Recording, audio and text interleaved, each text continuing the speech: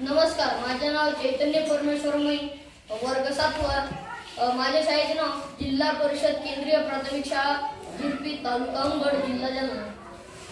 आमच्या शाळेमध्ये मागील 5 वर्षापासून श्री धुपे सर यांच्या मार्गदर्शनाखाली राजर्षी शाहू महाराज सामाजिक संस्था खोदला, तालुका कळंब, जिल्हा धाराशिव आयोजित मी ज्ञानी होणार हा उपक्रम सामान्य ज्ञानावर आधारित राबवत आहे.